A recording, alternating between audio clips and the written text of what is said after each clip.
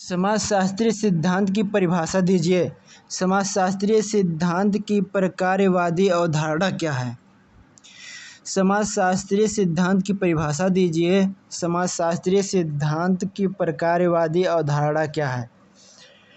जब किसी घटना के कार्य कारण को ज्ञात करने तथा उनके अंतर संबंधों को खोजने की चेष्टा की जाती है और उसी प्रकार की घटनाओं के ऊपर उसका सामान्यीकरण करते हैं तो सिद्धांत के लिए पृष्ठभूमि का निर्माण होता है।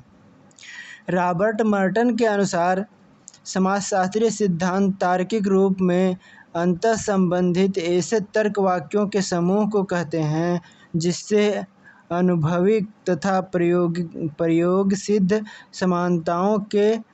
समानताओं को निकाला जा सकता है। वाल्टर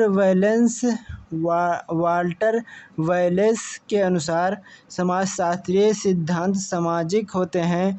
इनका संबंध उन सामाजिक घटनाओं से होता है जिनकी व्याख्या करनी होती है।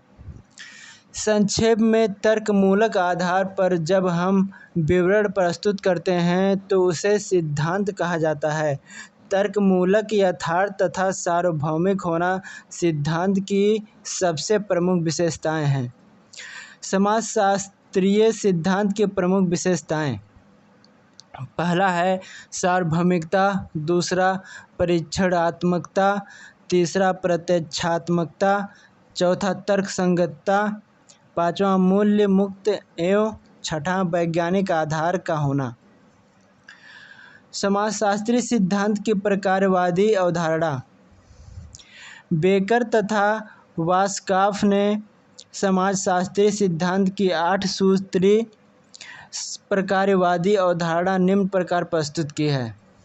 पहला है विभिन्न समाजशास्त्रियों के कार्यों तथा अथवा प्रगति तथा सामाजिक शक्ति जैसे केंद्रीय प्रत्ययों का प्रबंधकीय विश्लेषण। दूसरा, आदिकाल से लेकर व्यवस्थित समाजशास्त्र के युग तक की प्रारंभिक पाठ्यपुस्तकों के आधार पर विकास का ज्ञान प्राप्त करना।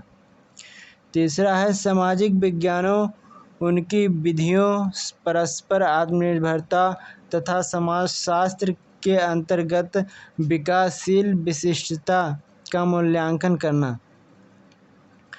चौथा है व्यवस्थित समाजशास्त्र के युग में प्रमुखतः समाजशास्त्रीय सिद्धांतों एवं प्रवृत्तियों का आलोचनात्मक मूल्यांकन। पांचवा है एक विशिष्ट राष्ट्र में समाजशास्त्र के विकास का सर्वेक्षण। परिदृश्य इतिहास। छठा है परिदृश्य इतिहास। सातवां है सिद्धांत एवं निधियों में सुधार का प्रबंधकीय अध्ययन।